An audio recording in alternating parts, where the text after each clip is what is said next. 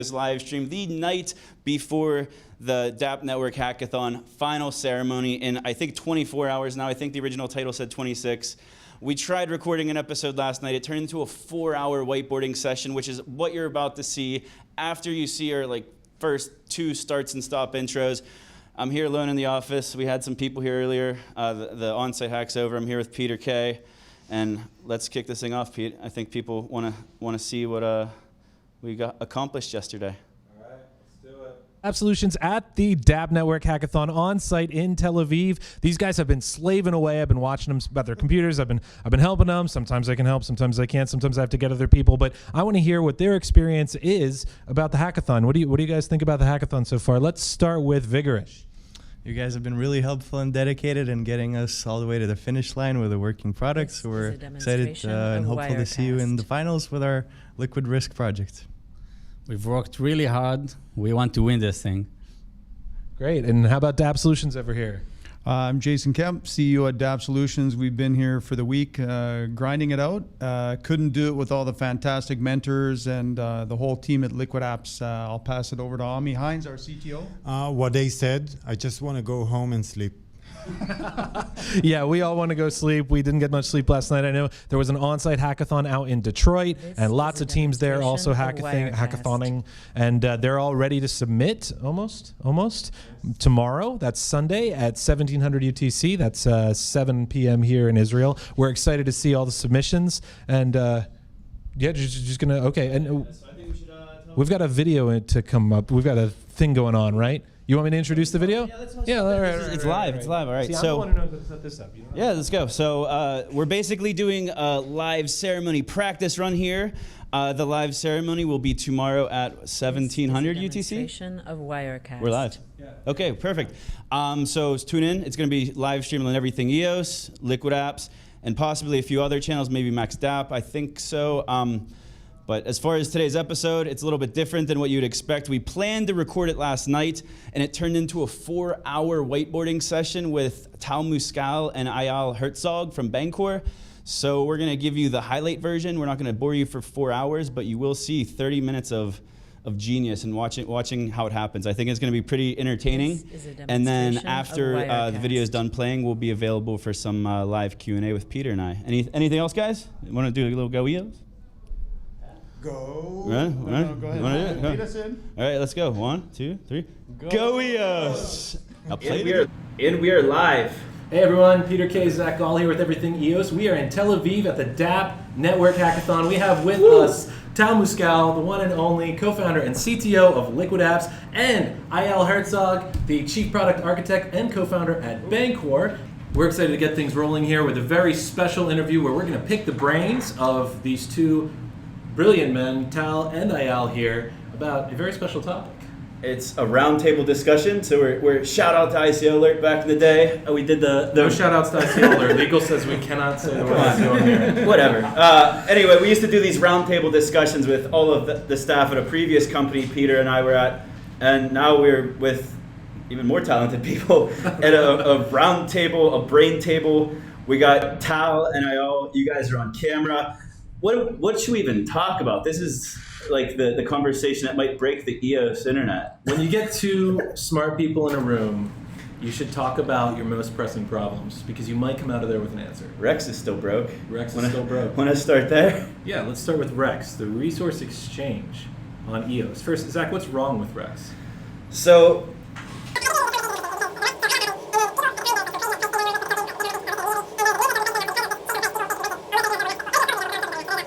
yeah. It's an incentive to use the network, and because it's an incentive that someone is paying for, it's not really a sustainable thing. It's exactly like a DDoS in the sense that with a DDoS, someone is paying for their resources as well. DDoS don't come out of nothing. Someone pays for DDoS. So in that sense, it's very similar. It's kind of publicly outsourced DDoS. Right. Yeah. But do you consider it spam? No, it's not spam. It's better than spam in my opinion, in the sense that it actually evolves the network. It's more like a virus. in the terms of in the sense that it doesn't kill the system, but the immunity system becomes better. So do you think that the creators have the health of the network at heart? Yeah. No, just like the viruses don't have our best interest in heart. So, or a heart for that matter. I think a good analogy is ASICs and Bitcoin mining. So it's a wasteful process. You're just calculating meaningless equations, but it does improve ASICs development around the world. Yeah. So. It gives a job to people. So I think the reason this conversation is interesting is because the Rex, so IDOS happened, and then people at the time, there was like some crazy like price thing going on with the token.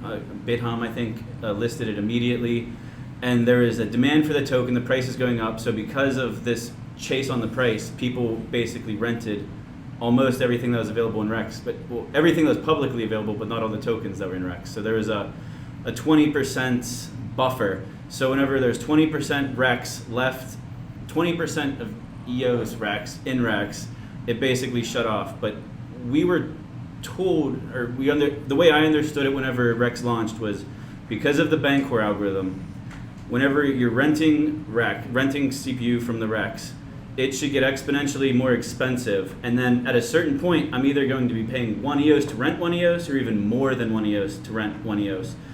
But that function didn't work properly in this case. And you guys kind of just want to recap why that happened? Sure, the Rex mechanism itself is not a classic pure Bancor formula based algorithm, because it does allow you to, it does guarantee that when you get the EOS back, you get the same price as you bought it. And that's kind of, it introduces some elements of stability that you don't really have in a very free market based price discovery. So in that sense, I understand where there are sweet spots or spots that are problematic, that the mechanism kind of breaks down or locks. But having said that, I think there's probably a way to modify the algorithm so that the closer it gets to 20%, or whatever percent, or whatever percent changes to, if it changes. Yeah, so whenever it gets to 20%, it actually becomes infinitely expensive. Not just one-to-one, but actually infinitely expensive, giving back the opportunity for, because what happens when the price becomes infinite, like close to infinity? People who have EOS are suckers if they're not to put more money. But the problem was they get the best return. The problem is that the problem with the 20% buffer and the version Rex is as of today at this recording is that it should have gotten exponentially expensive as it creeped up on that 20%. Yeah. But instead it was, I think, programmed to creep up on that when it hit 0%, but it turned off. Right. And then when the Rex turned off, people started trying to withdraw, and right now there's a queue. You can't actually exit Rex until more leases end or more tokens go into Rex. And the problem is that if you put tokens into Rex right now, as it's like screeched to a halt, your APR is going to be 0 until it turns back on. So there's a few different problems here.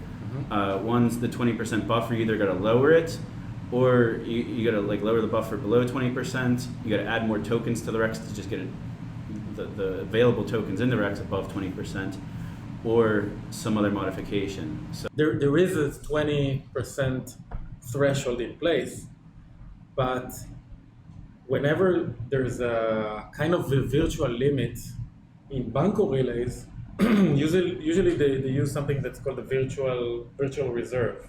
Yeah, we're not using it as often, but it's a kind of more of a theoretical concept. So what happens in Bancor relays when you reach that virtual reserve? Yeah, so it means that one direction is essentially disabled. So let's say you're selling a token, you're selling it, and the price go down and down and down, and it's to one point you won't be able to sell it, but you're definitely going to be able to buy it. So it actually it holds one of the direction of the exchange. But I think there's the core concept of Bancor is that the price discovery is becoming asymmetrical, and I think it seems to be. And I have to say I'm not an expert on the whole Rex model. I've been. So I think that's interesting. Is the general EOS community hears the word Bancor so much, and you, as one of the founders of Bancor, you have no control over who's using this algorithm. Like they're blaming some of these problems on Bancor, and you're like, I have nothing to do with this. Like I just wrote the code. No, because really Bancor is really about a very simple concept that seems to be failing here, and the concept is asynchronous price discovery. So the idea is on with the token relay, the reason that you can count on the fact that it will always have a market value is because if the value is too high, people will sell. If it's too low, people will buy to the market value, and they don't need to do it on the same time. Now, obviously, if there is a situation right now where people cannot rent an EOS, it means that price discovery is not established, because there should always be a price in which people want to rent out their EOS, and when people want to use the EOS, there's always going to be a specific price where some people want to make it happen, and for some reason the price is not being discovered right now. And this is why I want to try to dig in and to understand how can we make sure that the price will be discovered, and that if there is a demand for people that want to rent EOS, then that should be the factor that incentivizes supply, because the demand will, if it's not fulfilled, it will have to take the price up and up and encourage supply. So it's always about this balance that's somehow broke here. I mean, I think it was working at first. It did get very expensive, and people, because of, I don't know if it's price manipulation or just hype or FOMO, but because the price of IDOS was going up, people were spending more and more for Rex transactions. They were renting EOS at a higher and higher price. But the problem was that it just shut off while there's still 20% left in reserve, but the price discovery never hit its limit. The price should have went up further. The idea is that the price, when you're getting to 100% of the token rented, the price would be infinite. So why don't you treat? Yeah, it should never ever get to 100% of the tokens being rented out. I don't think. I mean, as you try to. No, it can technically. I'll get rid of it. Because you don't have enough EOS in the world to rent all that. That should be the way it works, and that's why I'm surprised. Why would you need this 20%? And since every lease is time limited, and you have queues if you want to withdraw your EOS. Because of the price guarantee. The price guarantee introduces kind of a collateral that you need for the coming period for people to take out their existing money. I don't know if 20% is enough. But your EOS is not in risk. That's the thing. I mean, your EOS it's like a CDP. Yeah. It's like a CDP that cannot be liquidated. It's yours. No one can touch your EOS. The fact that you redirect the resource that they entitled to different, different accounts, and you're getting paid for that, has nothing to do with your core EOS. So it's not about the price discovery of the EOS you deposited in. Those are safe like a CDP. Yeah. It's about what kind of of income you're gonna make from those EOS. That's the question. And as more and more EOSs are rented, as we get close to 100%, the price should go higher and higher and higher, just to make sure that you never get to 100%, because again, there's not enough EOS. So you think it should be more expensive than even one-to-one EOS? Because at the point where you're renting one EOS for one EOS, if you have that EOS, just stake it. No, but if you don't, what happens if no one has a liquid, like available EOS, you really want CPU, you'd pay more, even if it's for a short time. If the price got to that point, then it's probably worth it. There's no other alternative. Because if there was another alternative, people would feel the reserve. Like, we'd get to 1-to-1, and people would say, it's a no-brainer. That's exactly the point. That's exactly the point. As it gets even remotely closer to 1-to-1, every sane EOS holder will put his EOS in. Yeah, but right now, because you're inflation is like 100%. Yeah, you're making like tons of EOS, and again, no risk, zero risk. That's the whole idea of Rex, at least the part that I got. So it basically, if it was working properly, functioning, because it's not even functioning right now. If it's functioning with proper price discovery, that it would basically, people wouldn't be complaining about these miners. They'd be like, I'm making a crap load of money on my EOS from putting it in the Rex. Yeah. Like, to the point where like you're stupid to not be doing that. Right. There's another consideration that it's, if Rex was functioning, and I think that what I'm saying now is correct, again, the effect that we would see is that at some point people would make the calculation of, wait a minute, I have all this EOS that I'm using as to get CPU, and I want, and I'm mining IDOS with it. Now, if at some point it would be more worthwhile to put those EOS in a Rex, if there was a true price discovery, and then people will make the consideration that they don't want to spend their CPU on IDOS mining, but they want to save their CPU, and essentially that's what you do when you use Rex. You rent your CPU, so they rather rent it than use it for mining, and I don't think we've hit that point as well. We should have. Well, there's also other issues. So there's the multiplier in play here too. Right now there's like a 1000x multiplier. So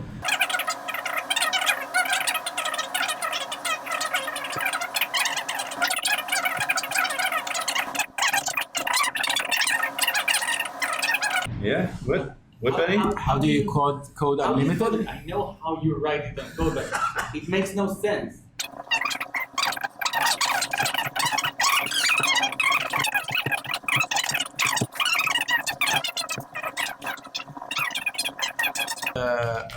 Freeware resources system. Oh. Now it's getting serious. It's a good sign that We're getting out the whiteboard. We didn't know what was going to happen here. The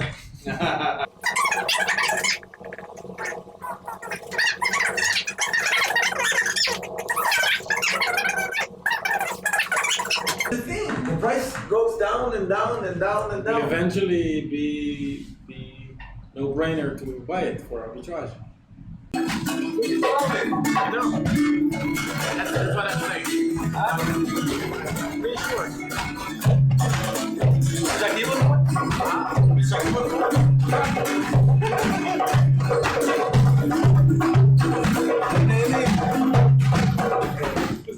So,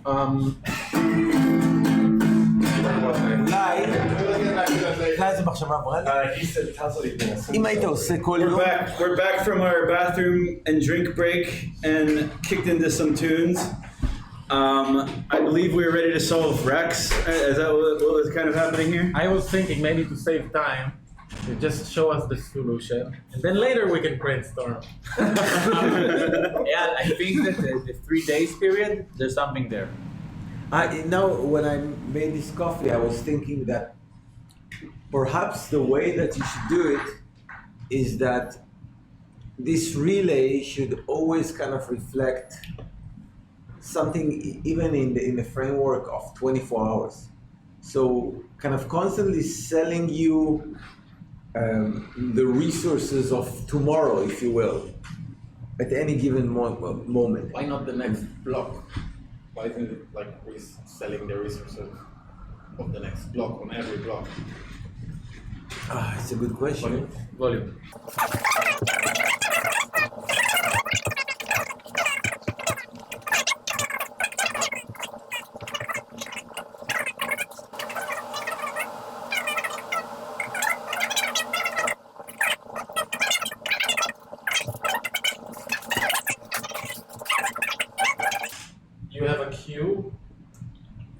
by definition, you must have a queue of 3 days. Right.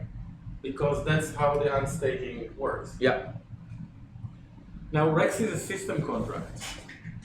It doesn't have to, the same rules of liquidity of EOS tokens doesn't have to apply the same for Rex. Okay.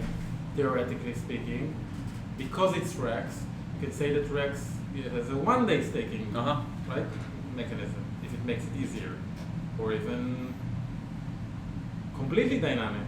I don't know. It's like maybe the EOS in Rex should be completely liquid. The queue should be immediate. So you think Why not? You think it's No, limiting that's- that the only lease through Rex is a 30-day lease? You think it should be dynamic? You should be able to rent for different amounts of days. And it should be regardless of the staking of EOS, regardless of the time you need to stake. So I'm saying that the locking for 3 days doesn't even need to apply for You're saying, Rex related. if I'm getting this to where I think you are going to.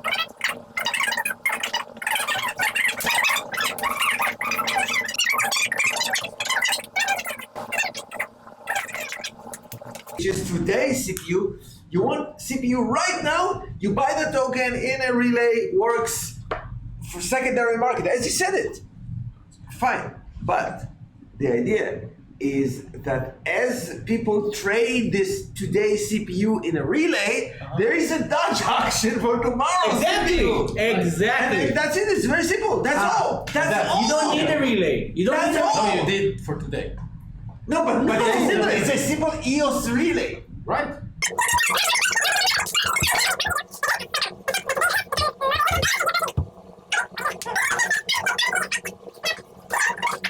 Usually reduce the price in the relay, and like after 24 hours, boom! It's like, because after 24 hours, the today EOS is 24 hours at EOS. No, but think about it, it's after 12 hours, when you buy today EOS, you're buying 12 hours. But those are going to be deleted by midnight.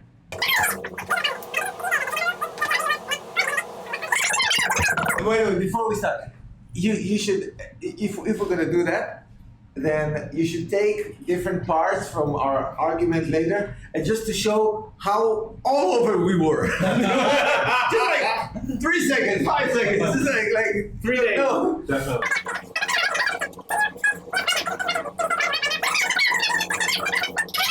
Yeah. It's actually a two-dimensional auction, because it's not how many people are putting EOS and buying, So but it's also how many putting here. How do you know that?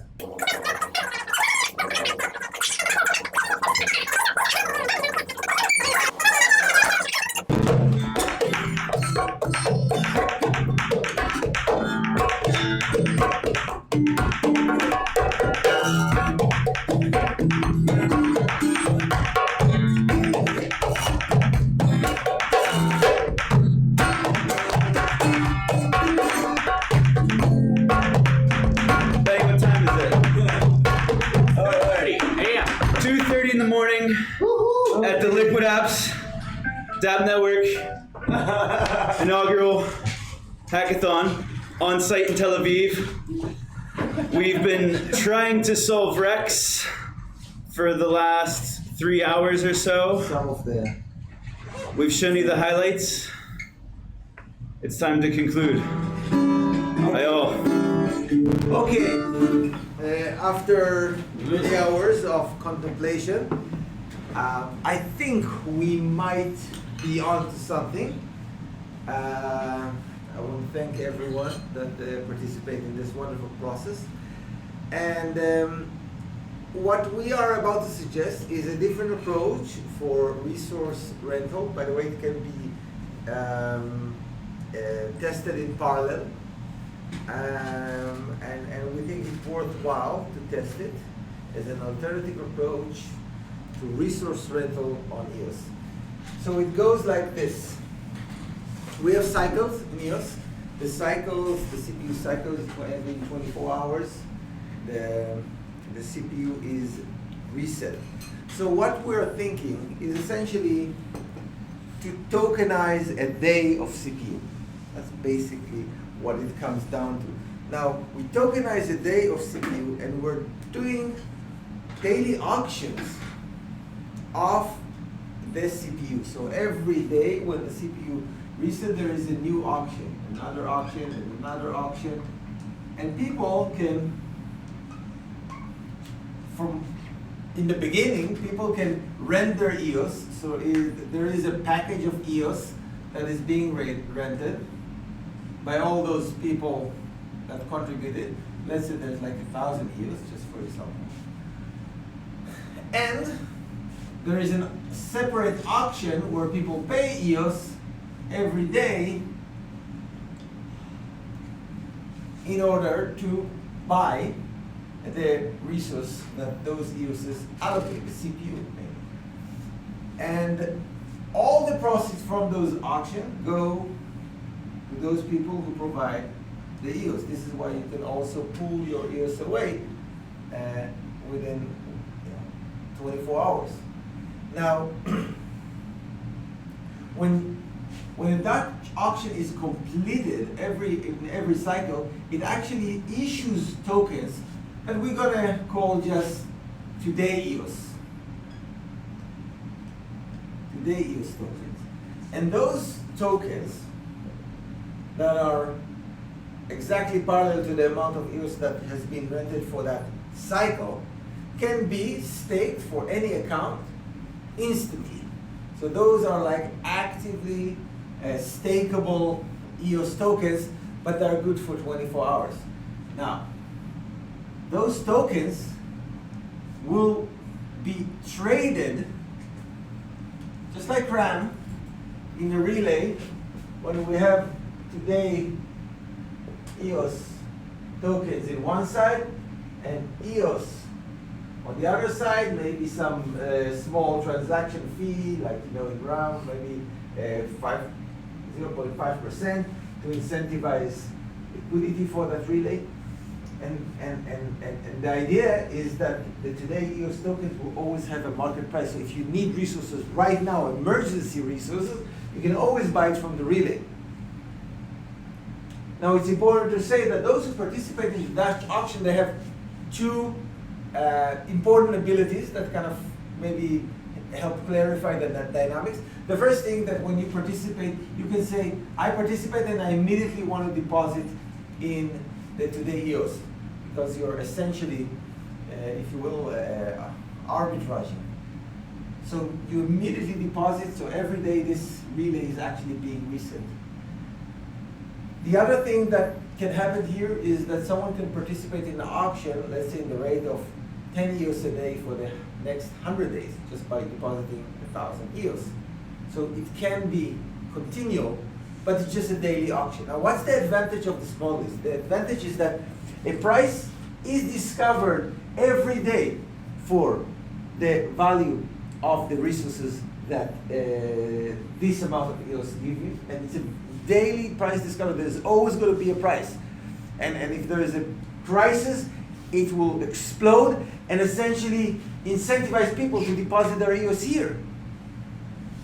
And not only every day, but every second. The price of emergency EOS right now is also being determined in the relay. Now this is a custom, it's a special relay. This is a little bit advanced Bancor stuff, but I'll try anyway. The idea is that because those tokens are essentially good for 24 hours, it's just worthless after that. They represent 1 day of a EOS token. Specific day. A specific day.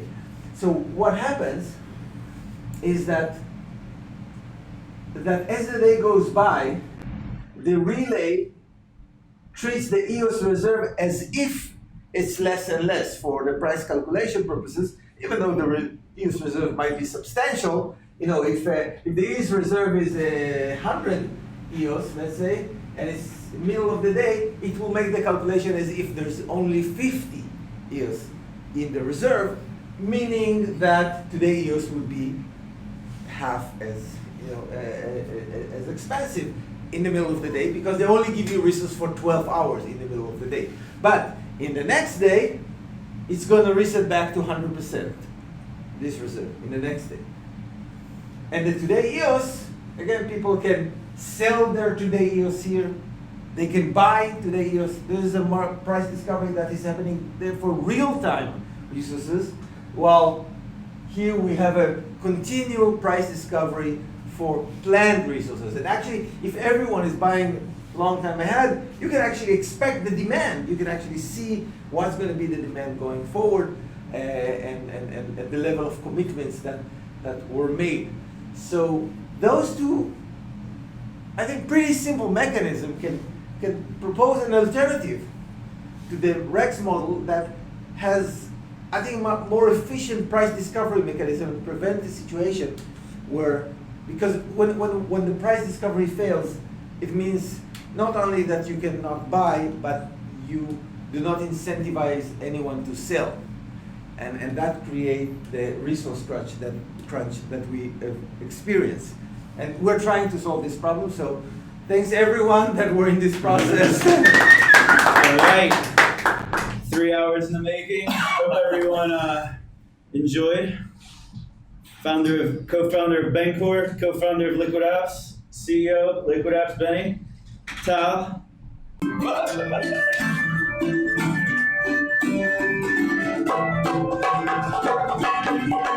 We just solved the Rex. The Rex has been solved. Maybe. I hope you like our ideas. I hope you are better today than yesterday. I'm confident we made the Rex better than it was yesterday. Maybe you'll take it serious, or maybe you'll tell us that it sucks. But let us know, we're about to do a live Q&A.